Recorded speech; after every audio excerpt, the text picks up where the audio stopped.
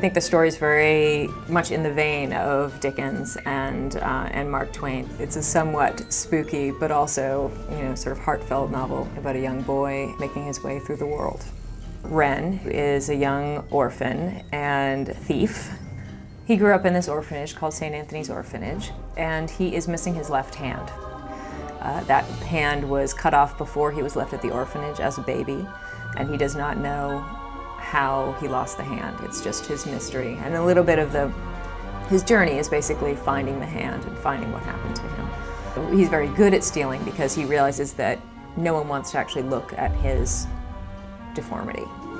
So what he does is sort of flash his deformity. People look at it and then they look away. And in that moment when people look away, he takes what he wants.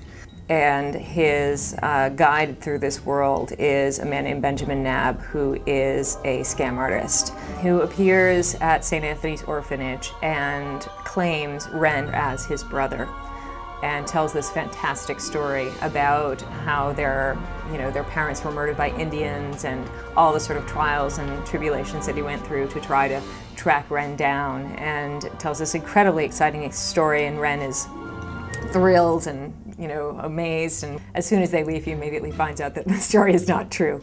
And Benjamin, continues every sort of time they sort of hit an impasse, he tells another fantastic story, and basically uses Ren to make money and fool people. And he's incredibly charming, and even though he's a bit of a jerk and he does some sort of jerky things throughout the book, everyone ends up really loving him and sort of feeling, a kinship to him and wanting him, and almost because he always stays a little bit out of reach. This book started when I was reading actually about words that have fallen out of use in the English language. And one of those words was resurrection men. I remember when I first read that, I thought, actually it's kind of a beautiful word, resurrection men. And then when I read the description of it, it's actually about these men who would dig up bodies and sell them to medical schools. And it's, immediately brought so many images to my mind. It's really kind of horrific and horrible, and they're desecrating graves, which is really the worst possible thing that you could do.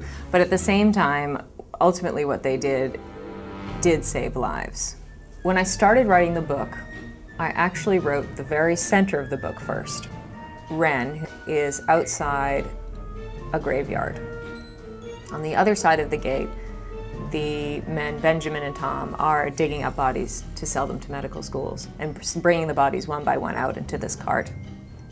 And Ren is terrified and holding onto the horse and just hoping that it all sort of just passes as quickly as possible. I invested a lot of myself into this book, and it took me 6 years to write, from start to finish.